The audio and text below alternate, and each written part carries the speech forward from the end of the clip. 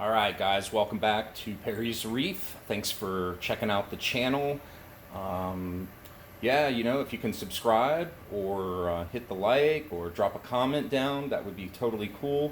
I will drop the journal that I have going on Reef to Reef into the comment field of this video so that you can check out the trials and tribulations of the cube. Now, I've had a bunch of videos that I've done prior to this video, and I've never really gained satisfaction with the aquarium. I have pushed the envelope a few different times to try to support corals that ultimately I just don't think I can keep with this system in the place that it sits within the home. I truly believe that I have a pH suppression issue, given that our family generally gathers in this area where you see the tank, and it's a family of 4 of us. The room is relatively small. To combat that, I do have a CO2 scrubber with the BRS scrubber media in it and their reactor, which ties into my protein skimmer, which is the Aquamax WS1. Other filtration includes the Aquaforest granular active carbon, as well as the GFO from Aquaforest. Additionally, now the carbon I do run passive, and the phosphate media I run in a reactor. I have only one small wave pump in the system, and the main pump produces about 350 gallons per hour. So not a whole lot on this tank. It doesn't require really much of anything, and that's where I finally have figured out with this particular aquarium that I need to just stay in my lane. Whatever works on this system to try and continue to emphasize and make even better. When I decide down the road I want to endeavor SPS corals again, I will probably do a dedicated SPS tank for that, and that will be a whole separate project. Excuse me, cut this fan down. So the system is pretty simple. Again, for filtration, just some carbon, some GFO, a protein skimmer, and a couple sponges. That's it. One wave maker. The light is a Kessil a360we. It peaks at, and it's a long peak, like a 6-hour peak at 25% color and 50% intensity.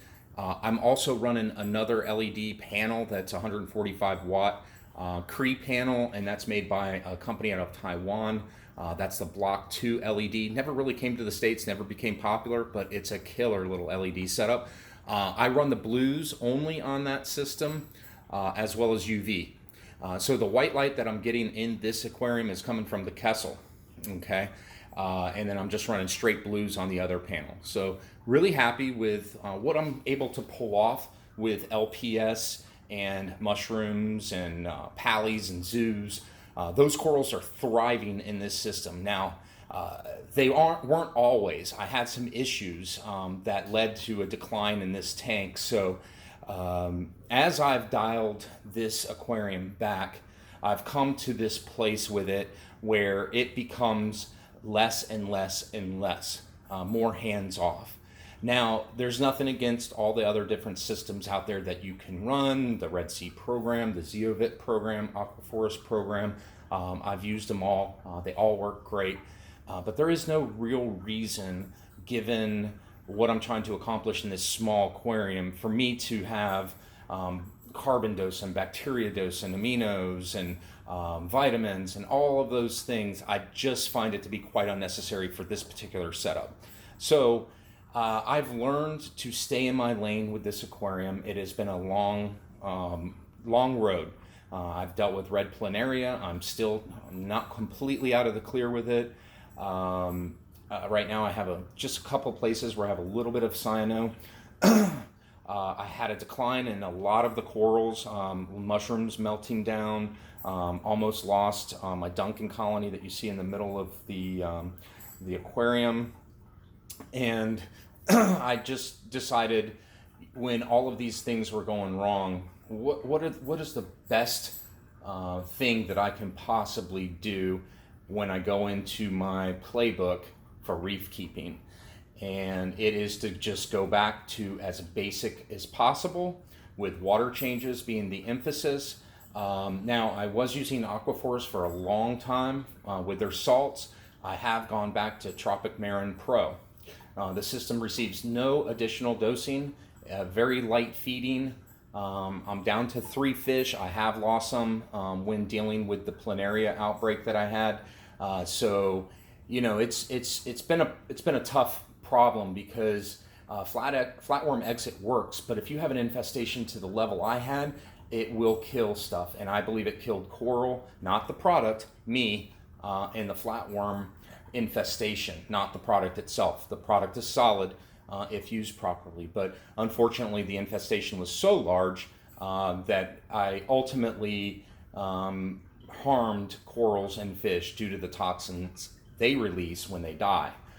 That's how bad the infestation was. Now, since my last treatment, I have added a spotted mandarin. Somebody tipped me off that they actually feed on red planaria as a part of their natural diet. Leading up to that, the fish was not handling the infestation. I did run the treatment. Luckily, that fish pulled through, as well as a clown and a cryptic wrasse. So I will be adding more fish to the system. Again, I was pretty sad to lose the fish I lost, but given the circumstances in the tank, I felt it was the proper thing to do, that I needed to start building what I have here with this aquarium, which is an LPS mainly system with soft corals. Again, staying in my lane with this tank.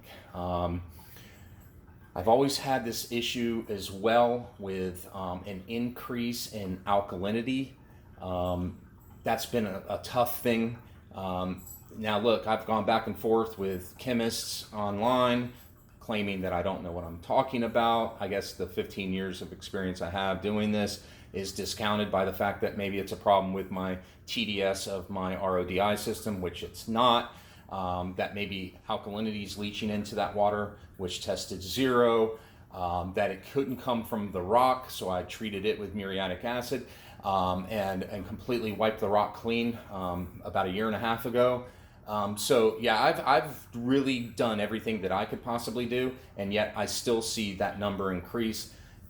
Likely the cause of why I cannot grow the SPS coral, because they are sensitive to alk fluctuations. So when it's time to do SPS again, and I will, that tank will be a dedicated system with a sump, with a high turnover rate, plenty of oxygen air exchange, being really good to keep a stable pH. I've never been a fan or paid much attention in the past to pH. To be honest with you, it always just kind of handled itself through 2-part or 3-part dosing. But for whatever reason, I have no need to dose at least the alkalinity part. And the water changes I'm doing with Tropic Marin Pro are just keeping me consistent. Nothing's really freaking out as a result. I see good extension within the LPS corals. Everybody seems happy. So that all being said, I'm gonna stay right in my lane with this tank, and I'm not gonna try to push the envelope because this system is not gonna ever have SPS in it again. Not this system. And it's not saying that I won't have SPS again, but this particular system, I'm hanging my hat up and calling it a day as far as SPS corals go. So I'm looking forward to moving along with the setup. I'll keep more updates coming through. Again, nothing against all the companies and the programs and the dosing and all that stuff that's available. At this point in time, I'm dialing this system back to become as basic as possible. A protein skimmer, if I feel the need to run carbon and phosphate remover, so be it. But for the most part, I'll probably be taking those things offline as well. In this type of an aquarium, with the type of corals I'm trying to keep, I think they, long term, will probably be happier if I just let the nutrients creep up and let the system handle itself. All right, thanks for tuning in. Hopefully some more updates coming soon.